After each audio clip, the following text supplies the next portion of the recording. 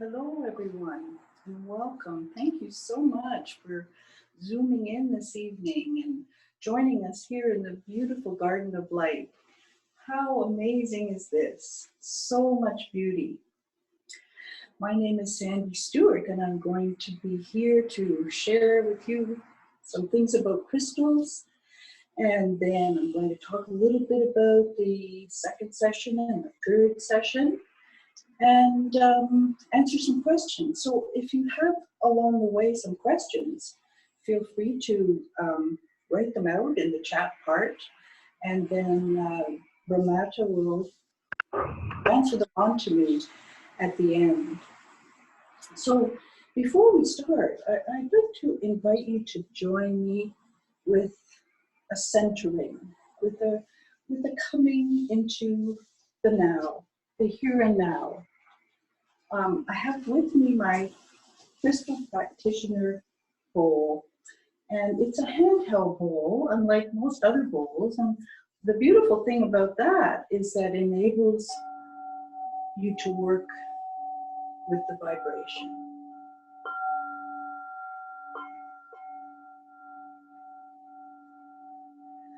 So I invite you, if you'd like to close your eyes for a moment and focus your attention on your breath, on your life. And together we'll breathe in 3 times together. And in doing this, our intention is to let go of any stress and anything left from the day that you don't want to take into tomorrow. And it also gives us an opportunity to together be of one mind and one heart this evening as we speak and communicate with crystals. So let's take a first breath together. In through our nose, big deep breath. And out through our mouth. Relaxing, letting go. Letting go of all that no longer serves you. Anything from your day.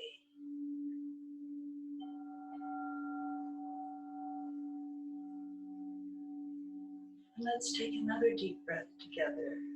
In through the nose, deeply, breathing in peace, compassion, love, safety, security, health. And breathing out all that needs to be regenerated by the universe, by nature.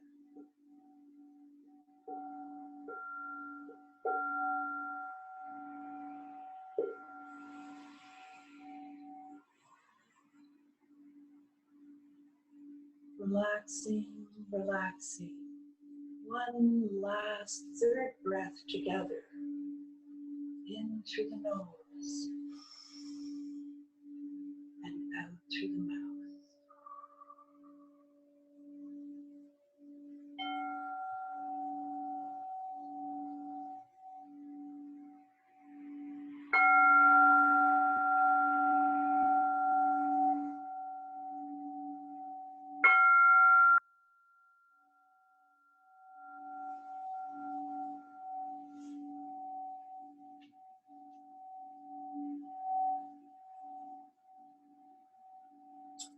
Thank you.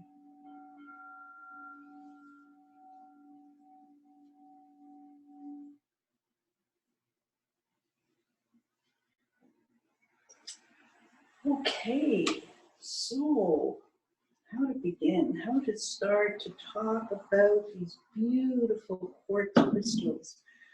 Well, I guess, start by saying that I believe we're really living on a crystal planet. Quartz crystal is the most common mineral on our planet. And quartz crystal has a very similar atomic structure as water. So we have water and we have crystal.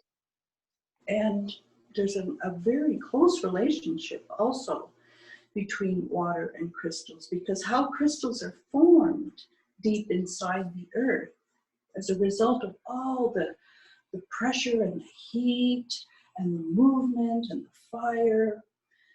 The waters inside the earth evaporate and leave the crystals. So the crystals get formed out of the incredibly strong creative forces that are manifesting inside our earth that most of the time we're not even aware of. But just about everywhere we walk, there are crystals underneath. And in fact, this is just a plain little looking rock that I found up in the Gatineau quite a few years ago. And I just picked it up, as we're wont to do when we love stones and crystals. And turning it over was more apparent the crystal base of it. And in fact, looking even closer, and I don't know if you'll be able to see that, but there is the crystal formation of actual points forming. So the next time you go for a walk, have a look at the beautiful strains of crystal that are everywhere, and think about that underneath there's probably a little crystal cave happening there. So there's lots I want to tell you about the properties of crystals. But before I start with that, I'd really like to tell you a little bit about myself and how did I come to be so interested in crystals. Well, like most children, I really loved stones on the beach, by the river. We all, I think, are naturally attracted to the magic and beauty and specialness. I mean, as a child, we can spend hours with stones, piling them up, sorting them, making circles, tossing them. Infinite number of things that you can do with stones. And so when I was about 8 years old, I was down visiting my grandmother in the Matapedia Valley, not far from the Gas Bay Peninsula. And my parents took me to a lovely summer native event. And on the tables were a variety of beautiful beadwork and sewing, beautiful things.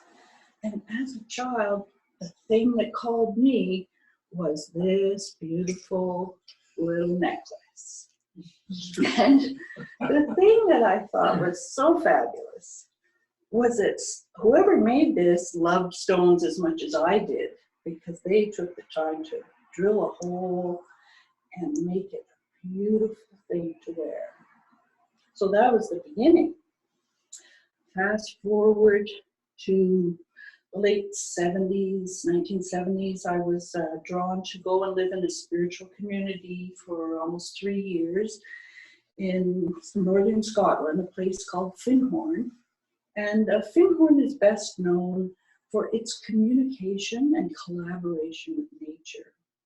So I had this very deep grounding in that experience of recognizing that everything has life. And in fact, we used to give names to everything. The bus that took us around was called Jasmine. The big mixer in the kitchen had a name. Everything had a name. And it was a way of really acknowledging that everything has value and purpose, and to a certain degree, intelligence. So after that, I came back to Canada. Basically, I've worked all my life. I'm a retired social worker. I worked here in Ottawa, with the city of Ottawa in social services for about 20 years.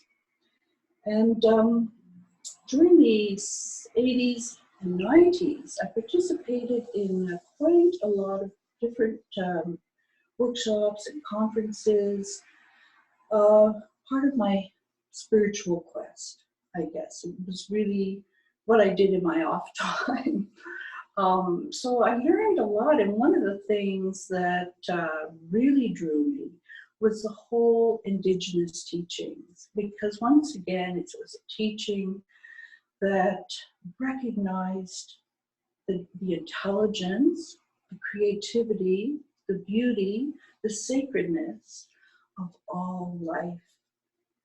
And I really especially appreciated the view that the stones and crystals were part of our family. So they were called the stone people, just like the trees are called the tree people, the standing people.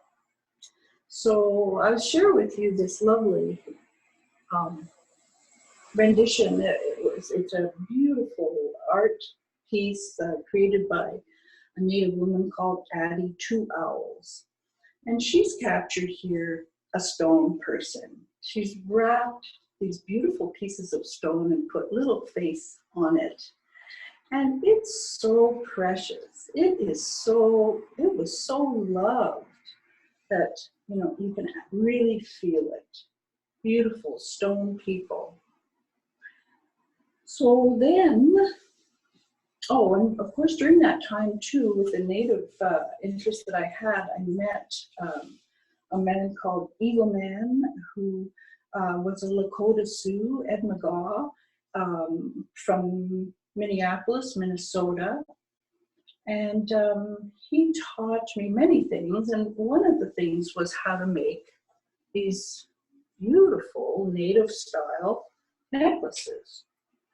Now, you'll understand why I'm telling you this in a few minutes, but these were, again, a very magnificent way of engaging with the stone people.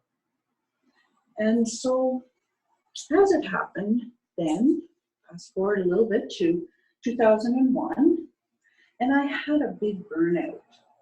I had like a serious medical burnout. I was in bed for a year, pretty much. And during that time, I had to really focus on myself and really find ways to self-heal. And so I started with working with the necklaces, because I found that that was such a meditative way to engage my creative self and at the same time relate to the stones. And as it happened, the stones really started talking to me, and people started wanting the necklaces that I was making. So I started to make individual necklaces for people based on the stones that said, put me in that necklace.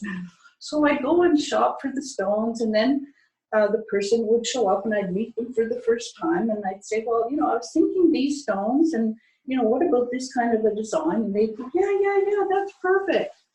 So that was really a fun and uplifting thing for me. And so as I started working more with the stones, another thing happened. I went to get a hot stone massage, and after I received that from the woman, she had some crystals on her table, and we started talking about the crystals, and the crystals had an event. They actually made a sound as if they were cracking open. It drew our attention incredibly. And at that moment, she said, would you come to my meditation class and talk about crystals? I said, sure, give it a try.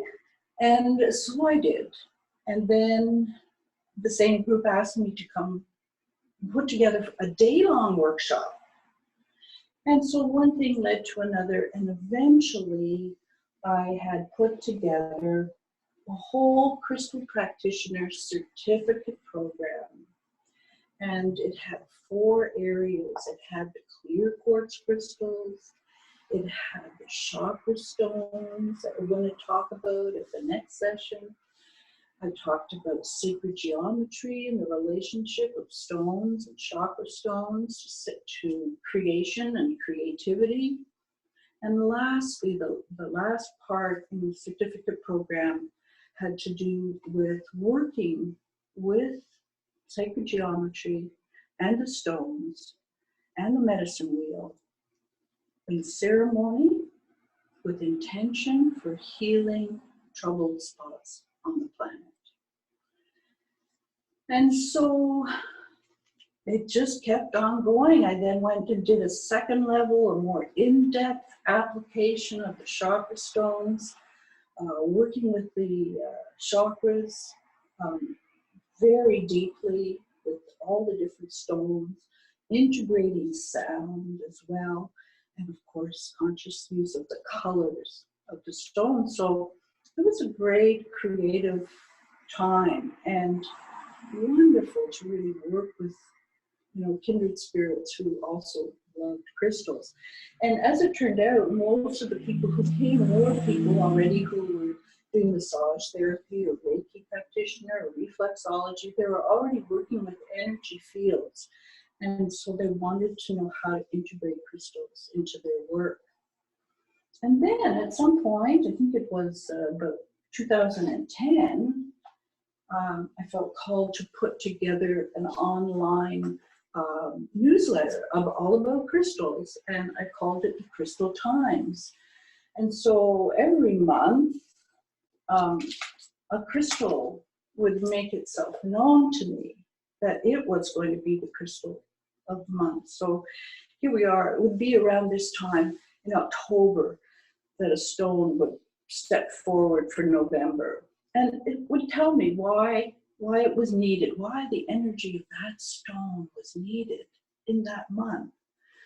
And so that was also a very fun and creative thing to do.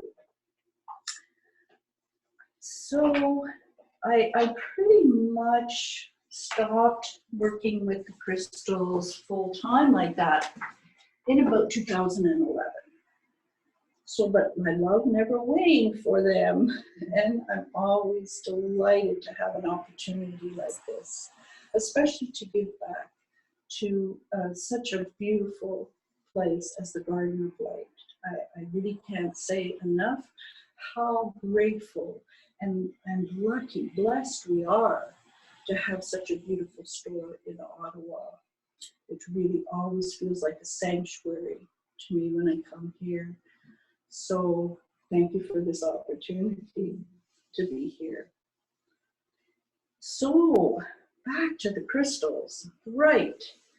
So some of the natural properties of crystals have made them highly valuable in the technology world. So when we think of silicon quartz, computer technology, all of that is crystal based. Because it's silicon. Now it's man-made silicon, but it's based on the properties that crystals have, natural capacity to receive, store, and emit vibration equals knowledge. So crystals have that natural capacity, and I'll talk a little bit later about how we can use that ourselves, that natural ability for crystals to receive information, hold it, and emit it. So another very important and unique characteristic of the clear quartz crystals is this thing called piezoelectricity. Piezo means pressure or stress. So if mechanical pressure or stress is put on a crystal, it emits an electric charge. In fact, a friend of mine, I would never do this because I was worried that I would break them, but a friend of mine really wanted to try it out. So she went in her bathroom, put all the lights out, and banged two crystals together and said, yeah, there was an electric charge that came out. So you think, well, yeah, what good is that?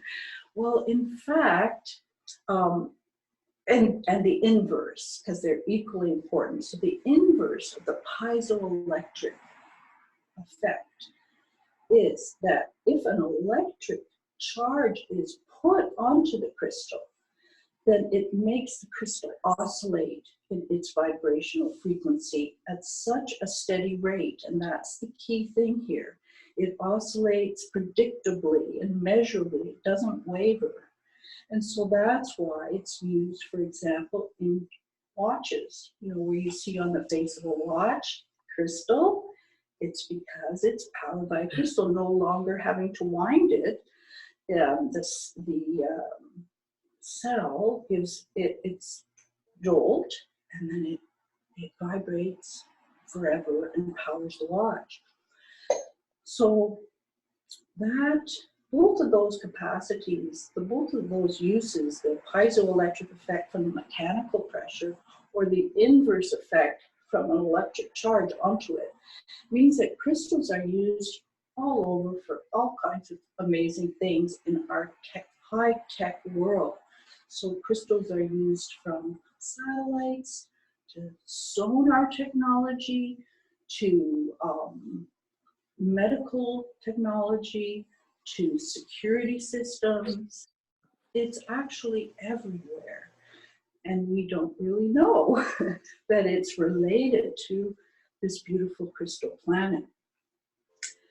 So what else can I tell you about the natural properties? Well, crystals are formed as hexagons. So hexagon, that's like a six-sided. So if you think along the top, out along the side, down and underneath, that's a hexagram. And this is an example. It's an amethyst point, but it's the only thing I've ever seen that actually shows the hexagon shape on the bottom. It's just as a way of demonstrating that that's its seed. Okay, that's its seed purpose. Hexagon shaped along the top, down the sides, and so it manifests as a point, 6 sides. Like, really incredible. All clear quartz crystals are hexagon in shape. They aren't always exactly equal because they undergo this process that changes them a little bit so that they become, each of them, as unique as a snowflake.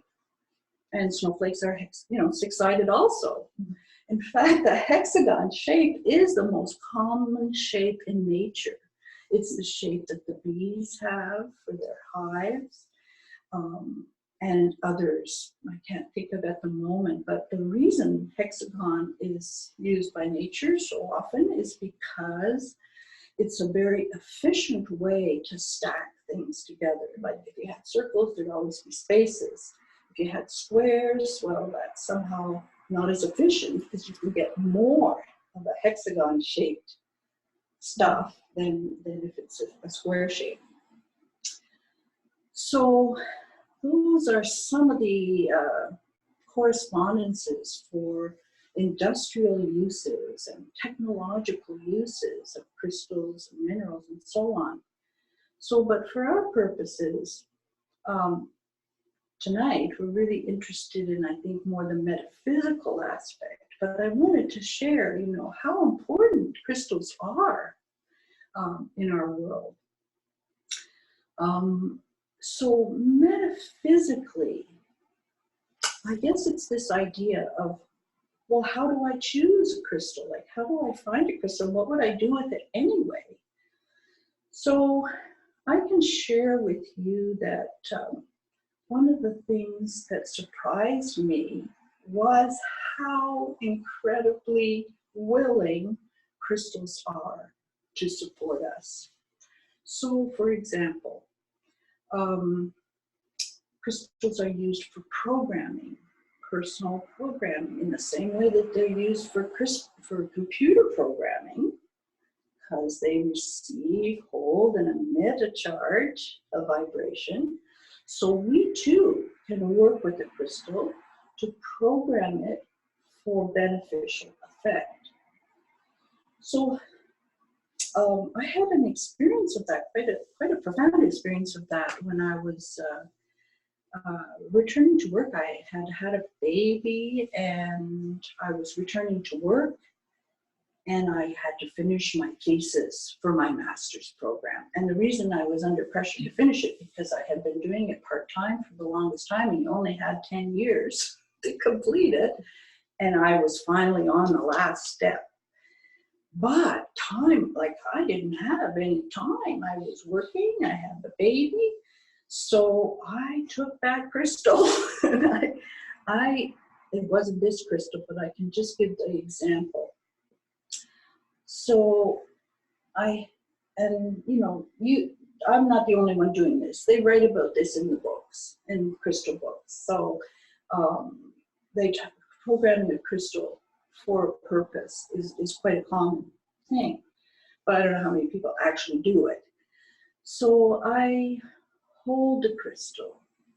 I become, as much as possible, in a deeply grateful and appreciative and loving place about the crystal.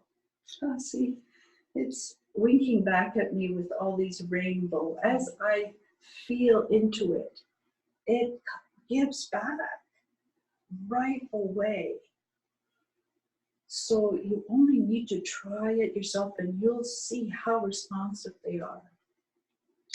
So I held it, I focused my attention from my third eye and from my heart space into the crystal and saw it facilitating ease of writing, and accomplishing my assignment, completion and ease of writing. And I just held that. And then I put it on my desk. And then it was there whenever I sat down to write. There it was. And who knows exactly what the mechanics are of how that works. If it's maybe just your own thought that says, okay, yeah, right, easy writing, and away you go. And it did help me complete that project, and I was able to graduate. I honestly was so close to giving it all up. So thank you to the crystal. I want to talk a little bit about these particular crystals that are here at the Garden of Light, because they're particularly beautiful crystals. And finding clear, beautiful crystals actually isn't that easy to do. There's many places that sell crystals. Forget about the clear quartz ones, because it's like, well, what do you do with them, right? So, but that's what I'm going to tell you, what do you do with them? So for example, here, there are 2 or 3 here of this size. And this is this, and they're both like, these are double-terminated. They are so rare. These are going to sell like hotcakes, I hope, because really, you could look all over a whole gem show, a gem and mineral show in Ottawa or Montreal or whatever. You would have to scour to find naturally double-terminated crystals. So I'll tell you what that is in a minute. But just to say that these are beautifully perfect size. And what I always recommend is that people have 2 crystals at least of about that size. One is your personal crystal, one that you're going to carry around with you at all times, as often as possible.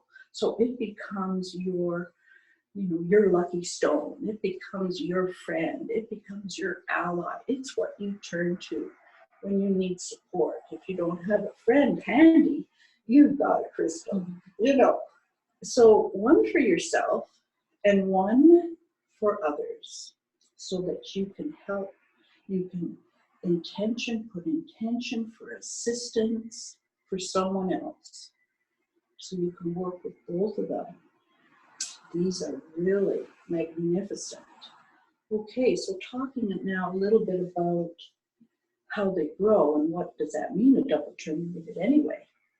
So crystals typically grow in clusters. I'm trying to find, here it is, a sample of a cluster. And another beautiful thing about crystals is that the metaphor that they provide us. This spiritual upliftment because of the example that they show. So they grow in a cluster, just like we grow in a family, whether it's a spiritual family or regular family or work family. So crystals grow as a cluster, and each one is separate and individuated within the cluster, which makes it so beautiful. So given all that crystals go through in the earth, with all the heat and pressure and the movement and the change, it's natural that some of them break off. So this one, for example, it was broken off from its source, from its cluster, from its family. But given the proper circumstances, given the conditions that allow crystals to continue to grow and heal and evolve, just like us, given those conditions, then it will actually self-heal. So what does that mean, it self-heals? Well, it means that instead of having a rough, broken base, that it continues to grow as a crystal and starts to form the beginnings of points. I don't know if you can see that very well, but it's just soft and smooth, and the outline of a crystal point or space is starting to come here from this broken piece.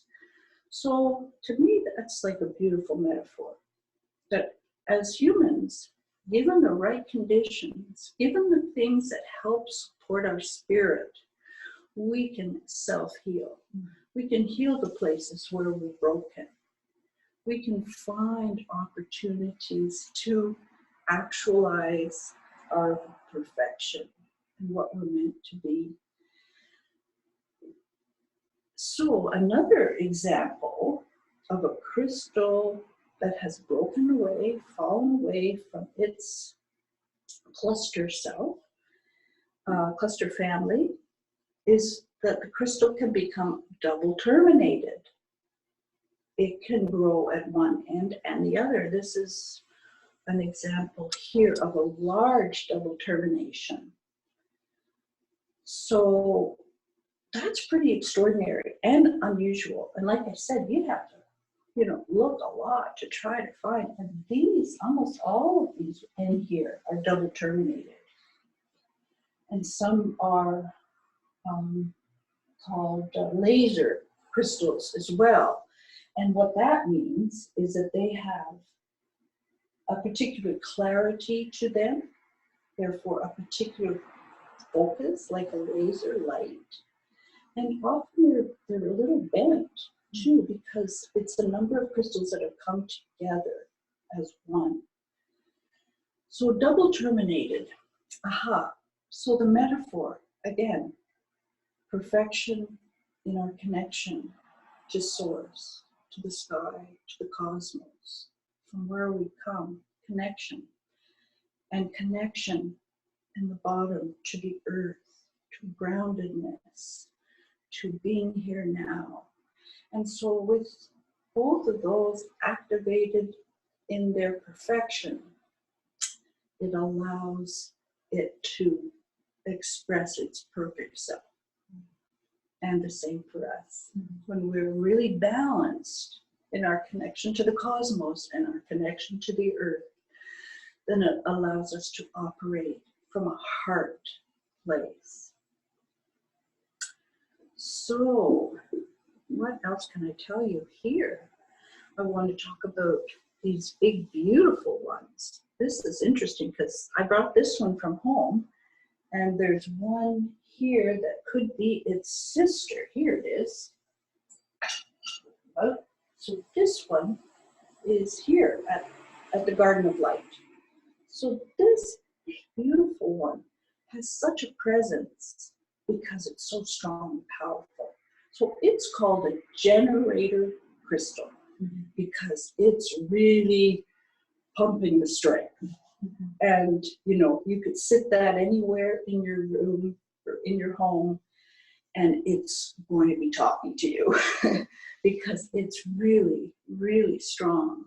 And the other thing that you can do with a generator quartz is to put different crystals on it. So you could put like a rose quartz or an amethyst or anything at all actually in it. There's like actually even a little perfect place to put it in, and it will charge that crystal. Like, you know, like a mother would care for a baby. It would be surrounded by quartz and charge individual crystals. So, I wonder who's going to get that. Really, again, you know, rare. You just don't see the clear quartz, which is why I like to talk about them, because really they're the essence of the crystal kingdom. So we go along, each of these crystals has evolved and changed, and thereby has something to teach us. And in the crystal books, they'll give examples of, you know, if it's a 5-sided this or a 7-sided that, then it does this or it does that. And those things are true. Like, you know, people just didn't make that up.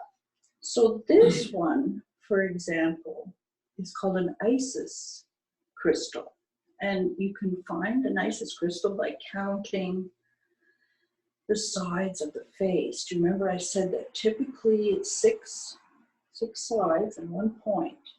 Well, with an Isis crystal, there's one face that is much, much larger, and that if you count around the edges, it's 5. So 1, 2, 3, 4, 5. And then in the back is a triangle. So it identifies itself as an Isis crystal. So what does that mean? It means that it's carrying the knowledge to assist us in integrating and understanding the feminine principles, the universal principles of Mary, of compassion, of love, of Isis, of, you know, the evolved and expanded beingness of the feminine principle. So that's an Isis quartz crystal. Another example is what's called a Kundalini crystal. Now the Kundalini crystal is called that because it's had baby crystals living on it, and they have fallen away. And so it's left markings that naturally look like a spiral. And so it's a crystal to work with balancing Kundalini energy. Because sometimes that can get away from us, and sometimes some help is required. So let's see. Okay, another one. The twinned crystals. So a twinned crystal is considered like a soulmate crystal, because there's 2 crystals that are relatively the same size and completely joined together. So that is a crystal that, with meditation and being with it and appreciating it and learning from it, can help you attract a soul mate, a twinned soul, a companion. Well, the companion crystals are typically wrapped around. Can't really find that one here. This one maybe. No? No, that's a different one too. So, I want to talk about these little clusters also, because these are here also at the Garden of Light. And these are so precious and beautiful.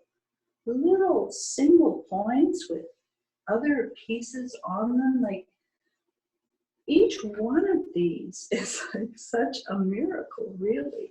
I don't know if you can see how sparkly and shiny they are. You know, you could just set up one of those in each of your rooms.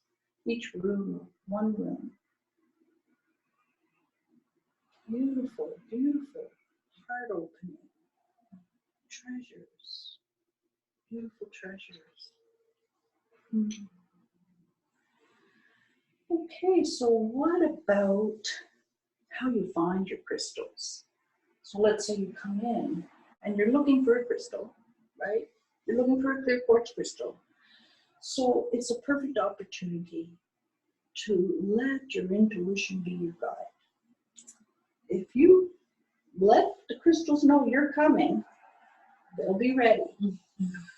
They will be ready for you, and they will spark at you, and they will call you, and you'll know, like, that's the one.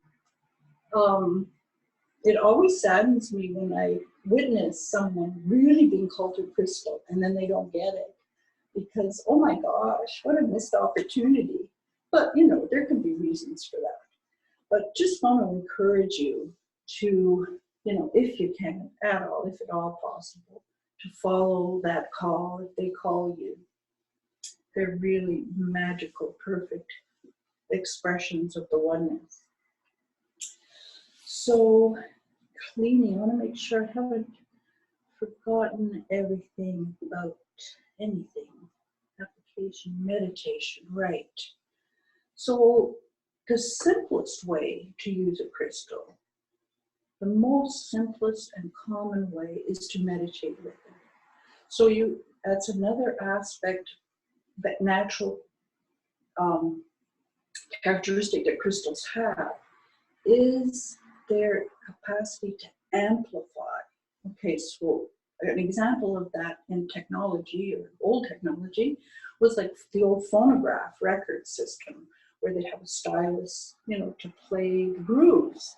So the stylus was a crystal, and it amplified the sound enough to be picked up by the speakers and make it louder.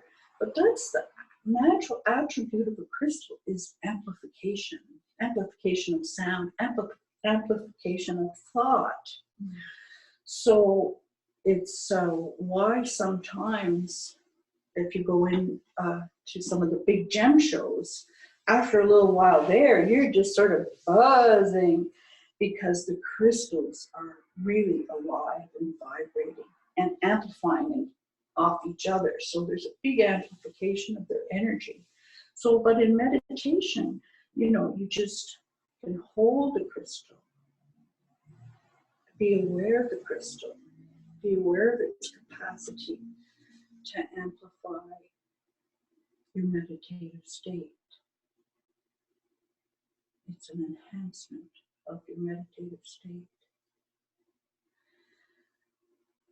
So, one last thing before I go on to how to clean them and keep them and protect them. So part of the thing, I'll talk more about that in the next session when we look at the chakras, but there's purpose to the directionality of the crystals as well. So in other words, again, let's say we're working on the heart chakra, and we have rose quartz, for example, for healing and soothing, you know, a pained heart or sad heart. So the crystals, you would put them with the rose quartz in the center.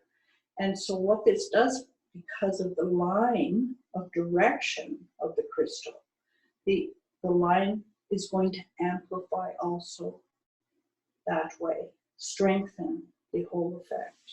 If we put them out this way, it means the energy from the body is going outward, because it's going to follow the lines outward.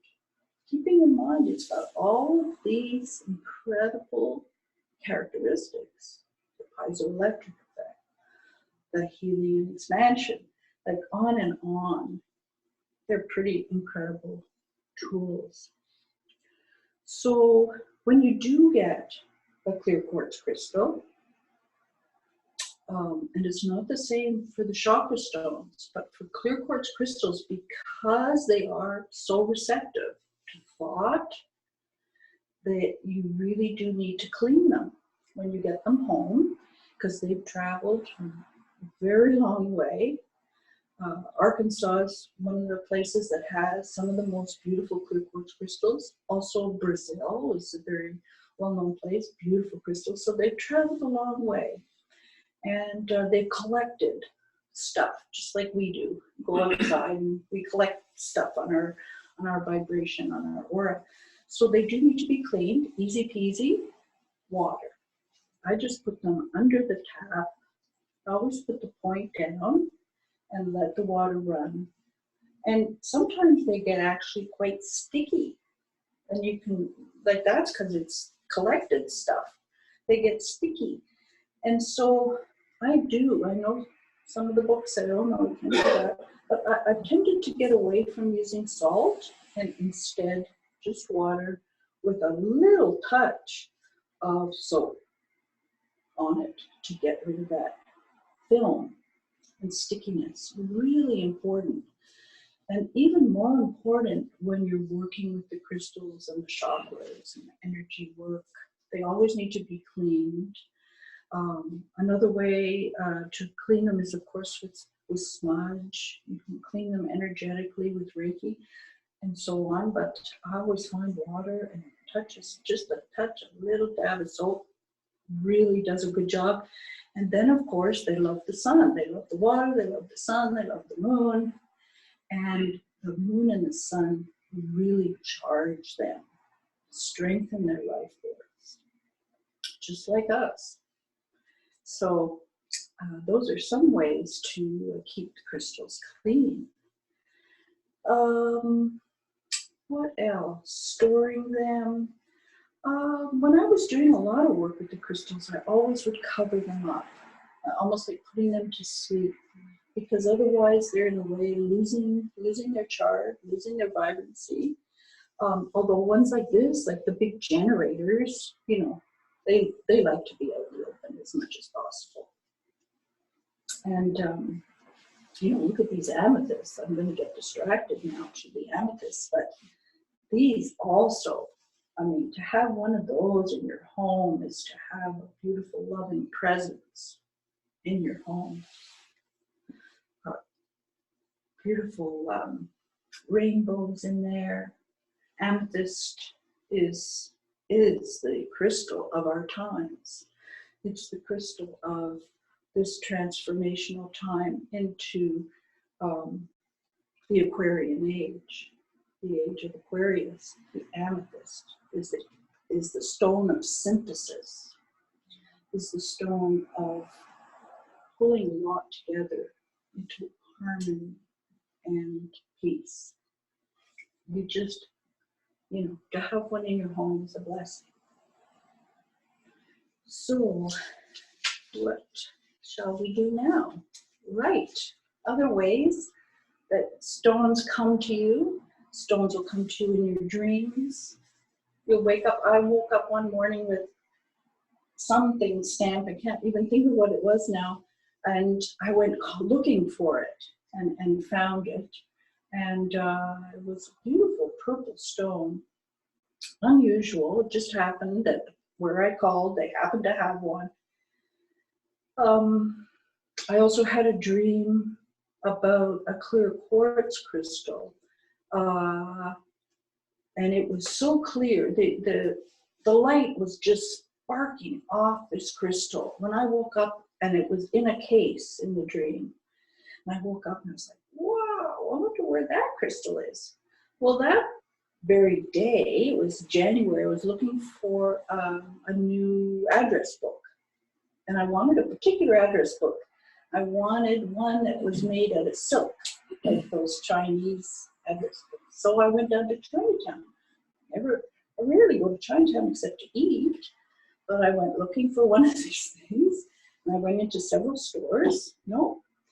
And just as I was getting into my car, I saw another store. So I thought, oh, well, I'll go try there. Went up the steps, opened the door.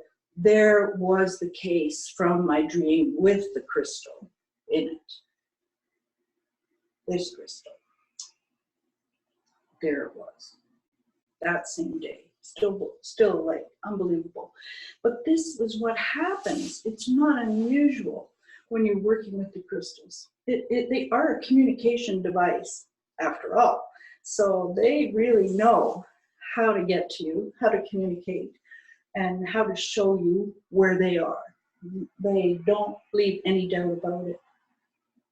So just to finish the story about this particular crystal, so in 2010, here in Ottawa, on June 23rd, 2010, we had an earthquake, right? It was quite a substantial earthquake. I remember being in the house and it looked like the bricks were all moving. I don't know if that's an optical illusion or what, but it was like, oh my goodness. But, you know, my house at that time, I was doing the teachings of the crystals. I had crystals everywhere. And this was the only crystal that fell off a shelf. Of hundreds of crystals, one fell off. And I had done some research about this particular shape, like that it, you know, it's unusual, right, to see it sort of sanded or something. And I learned that the Tibetan people often do that with a crystal that they keep in their family.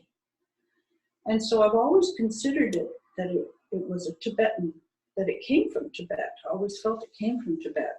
And so when it fell, and it was the only one that fell, I thought, I have to do something about that. It's telling me something. And I took it to mean that it was time to talk about Tibetan crystals. It was time to speak about Om Mani Padme Hum, the jewel in the lotus, the jewel in the lotus. So I put together a one-day workshop and taught that. And that was all just from a dream. It was from a dream. Yeah, they are spirit quartz for sure. Caring for your crystals. I'll talk some more about that in relation to the chakra stones, because there's a good way you can organize them and keep them and use them when you want to apply with people, if you want to work with crystals with people. You know, another common usage with crystals is to use them as a massage tool, right? To work directly on your skin to release stuck places. And what was I going to say there about that? Oh yes, that crystals can be helpful to amplify when you want to scan a body. So again, crystal work, if I wanted to scan and see where on the body there needed to be a release, the crystal facilitates that. And again, it's all about this attunement to vibration, the attunement that this is an extension of the self that is seeking to know and understand where there is a blockage. And so just by doing that, it's like communicating, and the crystal actually stops. You feel the resistance. It stops at a place where there's some release required. So yeah, many depths of working with the crystals. I think my time may be coming to a close here with this. I do want to mention again the next session, and to encourage you, this is a chart that I have had for a very long time. But here at the Garden of Light, they have a chart equally beautiful and perfect, and in fact has more information because it gives the yoga positions for each of the chakras. So having a chart like this is a really good place to start in your exploration and understanding and working with the chakras. Because the chart, and I'll go back to mine because I just am more familiar with it. So in working, you could take it on as like a winter project to work with each chakra, because we're all about needing to strengthen our immune system right now. We're all about needing to be as strong physically, our bodies physically as strong as possible. And working with the chakras is a way to do that. So you could, for example, start with the root chakra and start using the tone, the sound that's associated with the root chakra. Start visualizing a beautiful red lotus at the base of your spine in the root place, and seeing the lotus opening and closing and so on. And all of this information, sound, visualizations, affirmation, food, everything you can imagine in these charts. So that's something I could recommend if you wanted to get started with the chakras. Oh, and then for the third session, I'll be working with the platonic solids. So again, the Garden of Light, one of the few places. I was so surprised to see them. They're really rare. Like, it's just not the kind of thing that you find anywhere. And they have them here, and they have beautiful ones, magnificent ones. So what are they? Platonic solids. They are geometric forms that Plato discovered, represent the 5 creative forces in the universe: earth, water, fire, air, and spirit. So I'm going to talk about that, and with the meditation, how to work with that, how to strengthen your system with the elements. So that's for this week, that's in months time for that. So I have many more things here that I haven't talked about, but I do think we're at the end of the time. Would you say, Ramada? We're at 8:30. We do have already a couple of questions, if you wanted to answer them. Perfect, yeah. So the first question is from Chelsea, and she's wondering, some crystals you can't clean with water, like calcite, for example. Right, and selenite. For sure, don't touch water with selenite. Yeah, thank you for that question. I was wanting to stress the importance of cleaning the clear quartz. That's really essential. When it comes to the chakra stones, so all the other stones, the colored stones, the selenite particularly will completely lose its sheen. So I tend not to use water for any of the stones because I just don't want to risk it. So what I use is a smudge. I smudge the stones, especially if I've used them laying on stones on a body. Yeah, so I don't know, does that answer the question? So I just avoid washing any other stones. That's sort of the safe bet. But the clear quartz crystal, it's absolutely required because they pick up so much. So we also have a question from TC. Does Sandra offer crystal healing sessions? Right. Oh, thank you so much. I feel honored that you asked. I haven't been doing crystal healing sessions for quite a long time. But, you know, if you wanted to communicate with me, I'll see what I can do, okay? I might be able to help you out for sure. So my email address is Stewart, Stewart, dot Sandra 44 at gmail.com.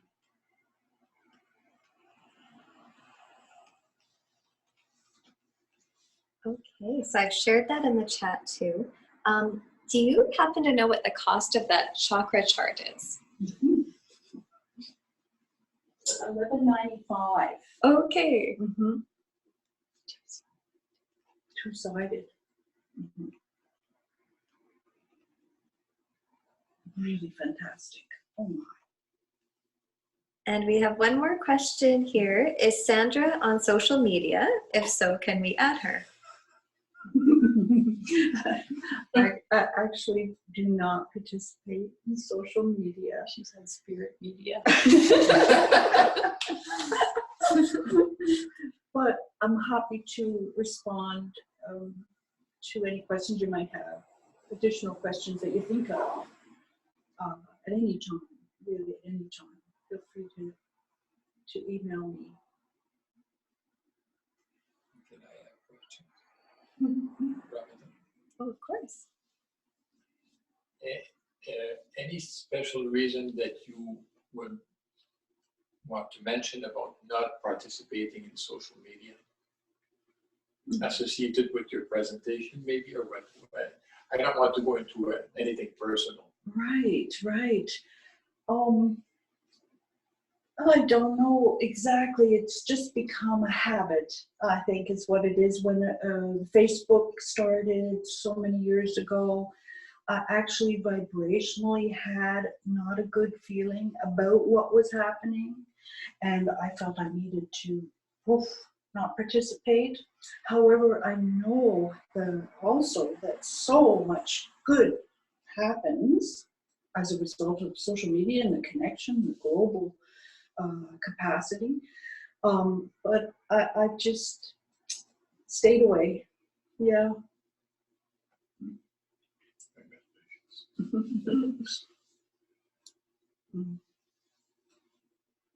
Do we have any more questions?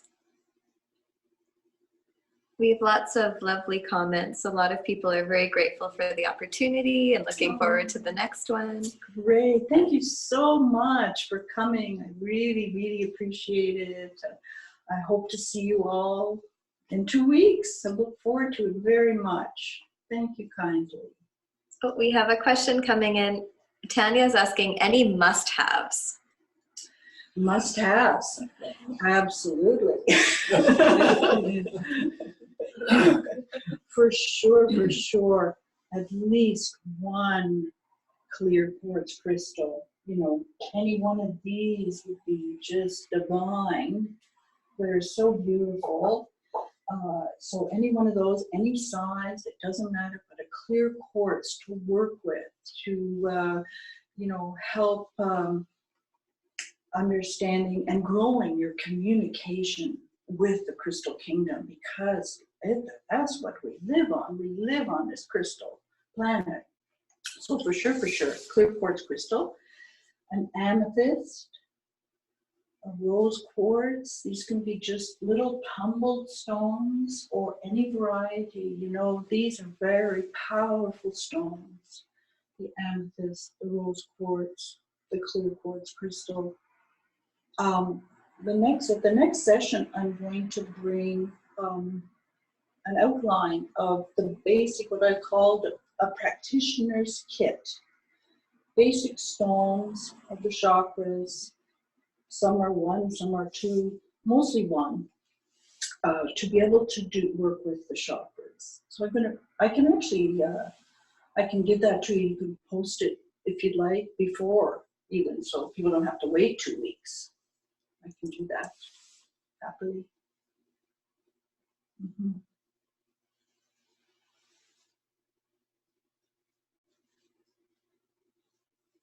Perfect. So I think those are all the questions. Thank you so much. Great. Thank you everyone. Can I thank Sandra so much? It's incredible the passion you have and the energy you have and the experience you have and the beauty you have in presenting the stones and the respect you have for the stones. It's quite touching. Thank you so much. Thank you so much for giving me this opportunity to share. Thank you so much. Have a good night, everyone. All the very best. Thank you so much, everyone.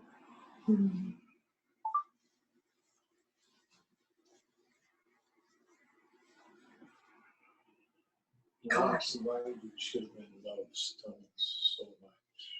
They feel the magic. Before their mind gets developed, Yes, that's right. how much they love stones. And I saw that in my grandchildren more than anywhere else. But it's so amazing. It's so beautiful. It's so enthusiastic. It's so, there's no end to that passion. Yeah, the magic. Isn't it wonderful that you have this and that they love it? Yeah. Wow. Yeah.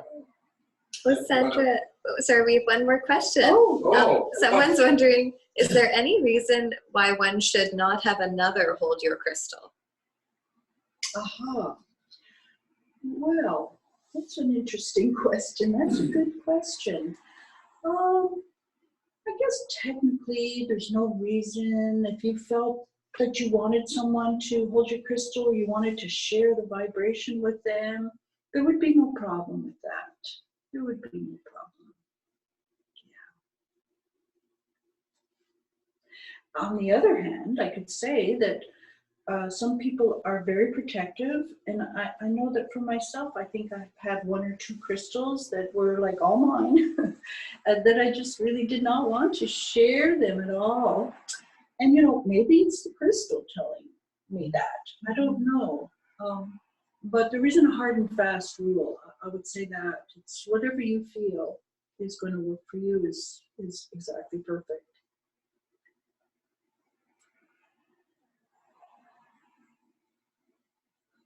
Thank you so much for sharing with us. My pleasure, completely. Thank you so much.